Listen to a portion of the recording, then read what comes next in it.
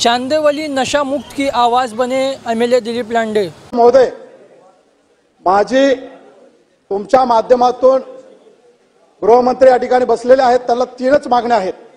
पहिली मागणी आहे की साकीनाका पोलीस स्टेशन मध्ये फहीम नावाचा एक जो गुटखा परदेशातून नव्हे आपल्याच शेजारच्या राज्यातून या ठिकाणी आणत असतो। सकाळी 3 ते 5 या दरम्यान हप्त्यातून 2 वेळा लॉरीच्या माध्यमातून मोठ्या प्रमाणात गुटखा येतो। हे खरं आहे का आणि असल्यास याच्यावरती कारवाई का केली नाहीये? काजूपाड्यामध्ये तारगल्ली असेल, अण्णासागर असेल, या विभागामध्ये मोठ्या गोदामामध्ये हा गुटखा साठवण केलेले आहे। याची माहिती पाहिजे असेल तर आपण शासनाला मी देऊ शकतो। दुसरा माझा प्रश्न,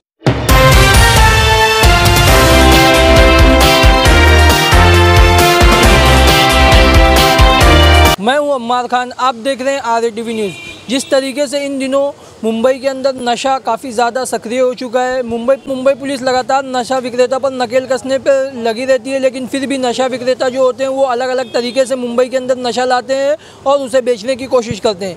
बता दें, ये इस पूरे मामले को लेकर चांदेवली के आमदार दिलीप मामा लांडे ने अधिवेशन में आवाज़ उठाते हुए कहा कि चांदेवली में नशा मुक्त करने के लिए एक कुछ अभियान निकाला जाए। महाराष्ट्र के गृह मंत्री देवेंद्र फडणवीस से अपील की है। हम आपको लाइव तस्वीरें दिखा रहे कि किस तरीके से एमएलए दिलीप लांडे ने आवाज़ उठाते हुए कहा है कि चांदेवली के अंदर जो काजूपड़ा इलाका है वहाँ पे एक नशा विक्रेता है फहीम नामक, जो हफ्ते में 2 दिन देर रात 3 से 4 बजे के करीब उसकी गाड़ी आती है गुटखे की, और वो तमाम तरीके से चांदेवली के अंदर गुटखा सप्लाई करता है। इसको लेकर देवेंद्र फडणवीस से उन्होंने अपील की है कि उस पर कल सख्त से सख्त कार्रवाई की जाए। हम आपको तस्वीरें दिखा रहे कि किस तरीके से अधिवेशन में अपील की है। क्या इस पूरे मामले को लेकर देवेंद्र फडणवीस इस पर ध्यान देते कि नहीं देते, ये देखने वाला विषय होगा। गृहमंत्री या ठिकाणी आहेत, माझे गृहमंत्र्याला काही प्रश्न विचारतो। जास्त अध्यक्ष महोदय, या प्रश्नाच्या माध्यमातून चला मामा लक्षवेधी पुकारा दिलीप लांडे साहेब। लक्षवेधी क्रमांक 3 हा चला वितरित केल्याप्रमाणे स्पेसिफिक प्रश्न विचारा। आपण वरिष्ठ सदस्य आहात। आपला आदेश महानगरपालिकेत पाळला, इथं पण पाळेल। अध्यक्ष महोदय, गेले अनेक वर्ष या समस्येबद्दल बोलत असताना काही अधिकाऱ्यांनी चांगलं काम केलेलं आहे, त्याचाही शासनाने नोंद घ्यावी आणि त्यांचा सन्मान करावा।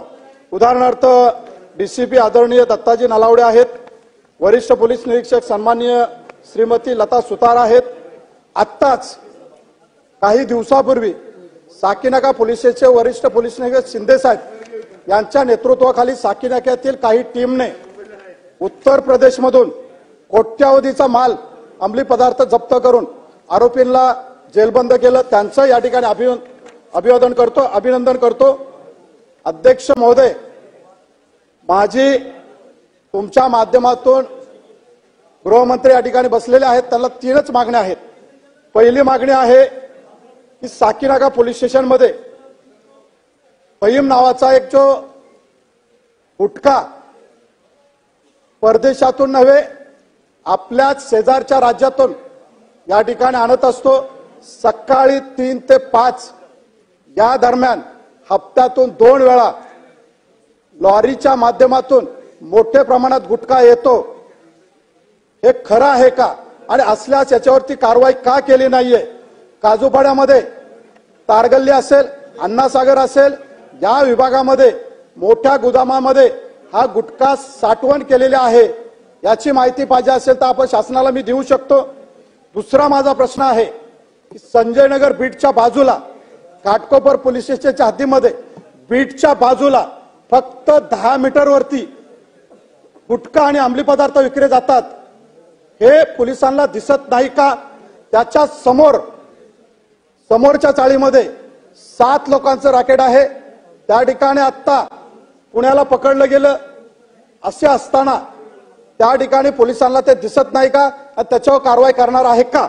धन्यवाद। माझा एक विशेष प्रश्न असा आहे की अध्यक्ष महोदय, हिरानंदानी हे उच्च वस्ती आहे, त्या ठिकाणी हिरानंदानी कॉलेज आहे, पोद्दार कॉलेज आहे, HM सिटी कॉलेज आहे, या कॉलेजच्या परिसरामध्ये फक्त 10 मीटरवरती पानबिडी शॉपच्या मध्ये स्टॉल आहे साहेब.